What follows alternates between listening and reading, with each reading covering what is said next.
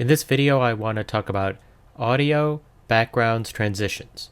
So let's start with audio first. There should be some built-in audio sounds inside iMovie, and so I click on sound effects and mine are already loaded, but it might take a minute and you'll see this great drop down. And so if you're looking for some sort of ambient sounds, they are here. I often sort by time. I'm scrolling up to see what kind of sound you want, and then I sometimes have to drag it down to hear what it sounds like.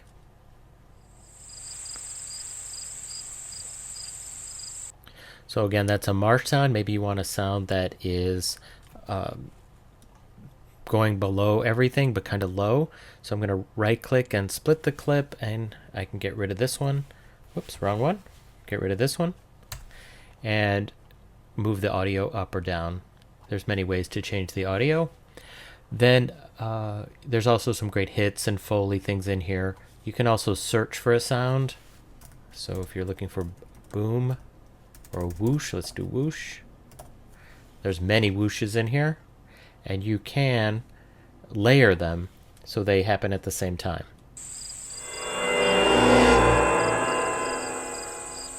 So again, you can create quite a collage of sounds there. I've also given you the link to the audio library available at YouTube, which is fantastic.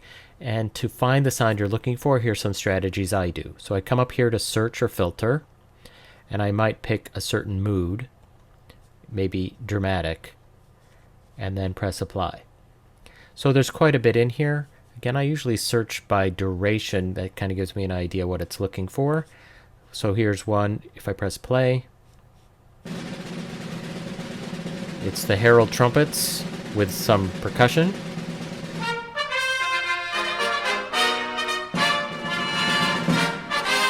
So you could edit that sound to get rid of the drums to start just with the trumpets.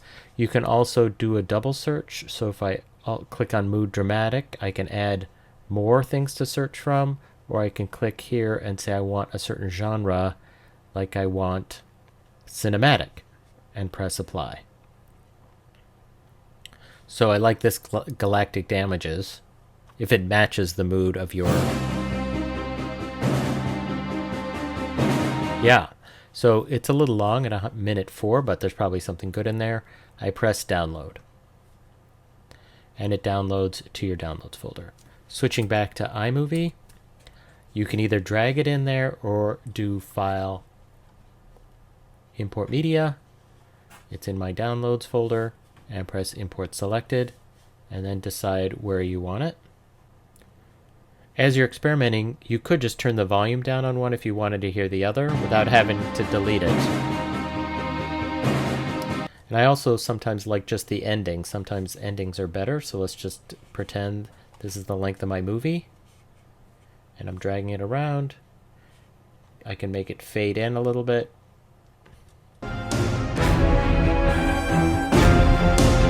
That's loud. Let me jump to the end.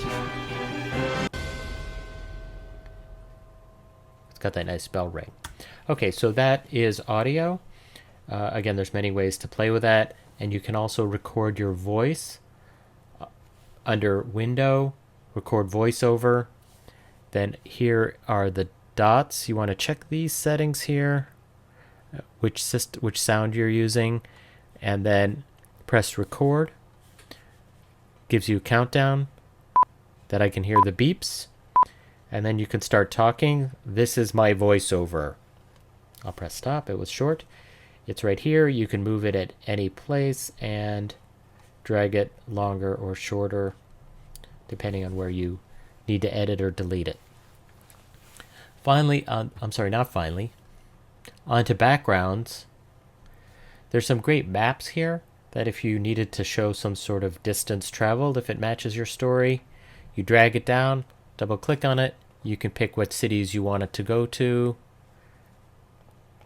and then it looks like the dots are going between those two places.